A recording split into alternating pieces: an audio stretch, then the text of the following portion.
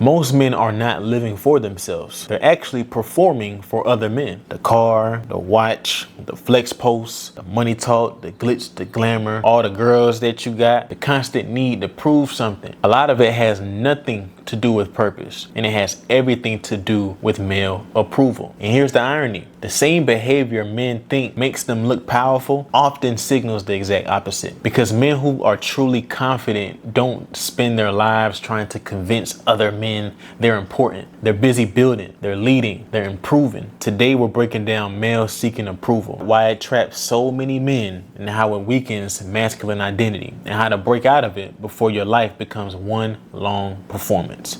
Let's get started. Before we move on with this video, please give me a thumbs up. And if you're new to the channel, please hit subscribe. Male seeking approval starts pretty early. Who's stronger? Who's faster? Who's better at basketball, right? Who's better at football? Who has the most attention? Who has the most girls?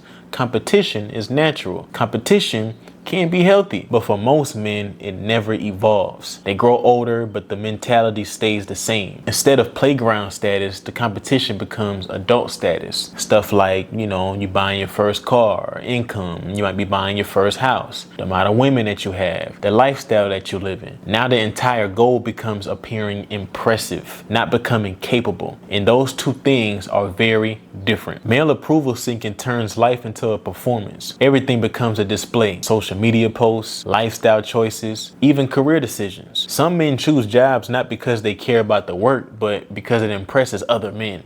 Isn't that crazy? Some men buy things not because they need them, but because they signal status. And the problem is this: performing masculinity is not the same thing as living masculinity. Real masculinity is internal. It's from within. Stuff like discipline, responsibility, integrity. Performance masculinity is external. All right. Stuff like validation, stuff like attention, stuff like status signaling. The difference shows up in behavior. One man is going to quietly build and the other is going to need constant recognition. Approval seeking creates a domino effect that spreads through every area of life. Here's the first domino. Can we guess it? Identity confusion. When a man builds his identity around impressing others, he stops asking an important question. What do I actually want? Instead, he asks, what will make people respect me more? Now his direction comes from outside pressure instead of internal purpose. Here's the second domino effect: financial pressure. I think we all know this by now, that men who often chase status tend to overspend. Cars they can barely afford, clothes for appearance.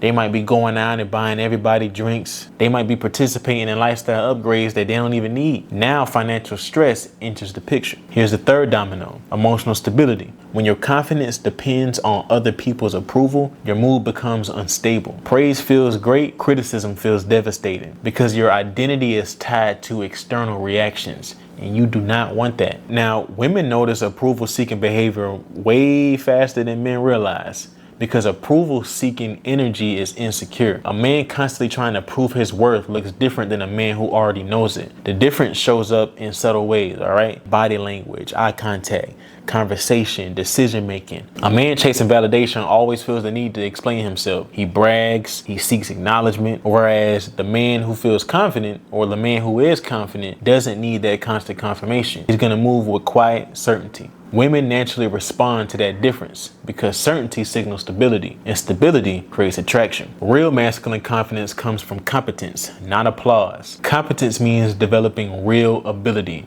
Stuff like physical discipline, financial skill, emotional control, leadership ability. Men who focus on competence don't need constant validation. Their results speak for them. They don't need to convince anyone they're capable.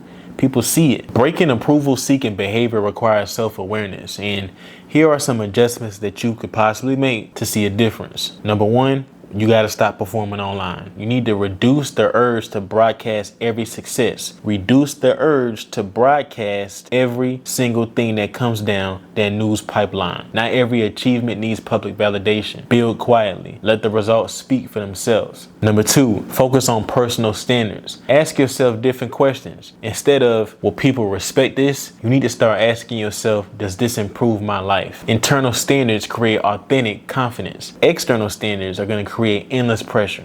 Number 3, build competence. Develop real skills. I'm talking real life skills, financial discipline, spiritual discipline, physical strength. I'm big on physical strength. If you need help with workouts or whatever, hit your boy up. I got you. The more capable you become, the less you rely on approval. Men who break free from approval-seeking behavior develop something rare, and that's presence. Presence comes from self-trust. They don't rush to prove themselves. They don't chase attention. They move deliberately, and people feel the difference immediately because presence communicates authority without needing to say a word, and authority attracts respect naturally. Here's the honest question every man watching should ask themselves. Are you building a life you respect, or are you performing a life you hope others admire? Because those paths lead to very different outcomes. One produces quiet confidence and the other produces constant pressure. Men who stop chasing approval start building real influence, and the real influence always outlasts performance.